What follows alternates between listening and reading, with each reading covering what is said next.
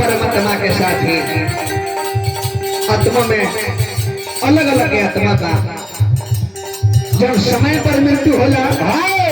वो आत्मा दूसर हो जाला। एक अकाल मृत्यु हो जाला वो दूसर हो जाला। हे बबुआ कभी कहले मुर्गी मारे के बाद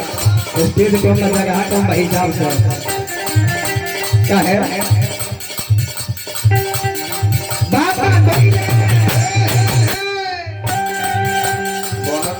अरे बाबूजी बोले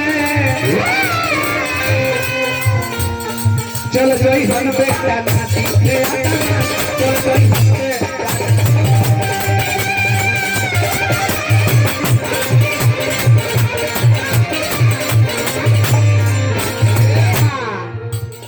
बाबा बोले बाबूजी बोले चल जोई हम बेटा ना और का महल तो महल हे रही जाई है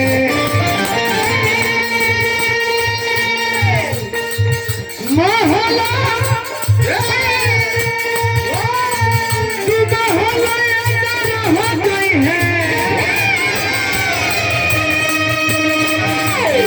छूट जाई हो घोड़ा धीरे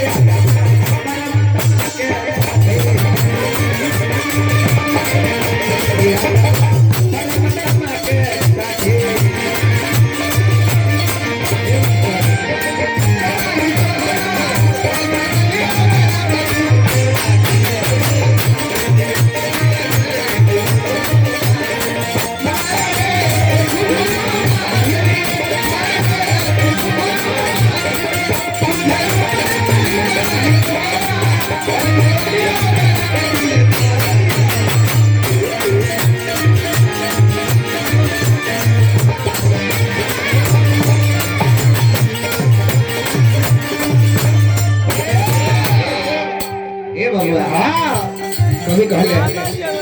अरे वे जन्म ले पानी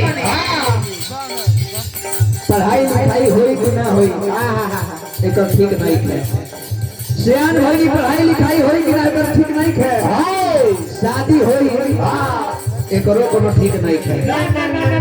शादी हो जाई बाल बच्चा होई कि ना एकरो कोनो गारंटी नहीं है हां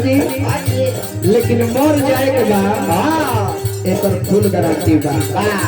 कभी कहले मुर्गी का भाव लगाता जगह छोट पड़ जाता ऐसा तरह दिक्कत बा चक्रधार मुर्गी मारो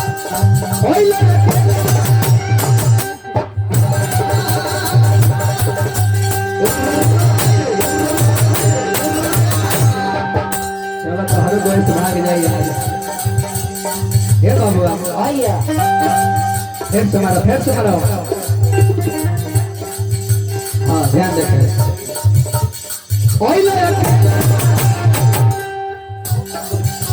अरे जोई बोलो के ना केहू साथी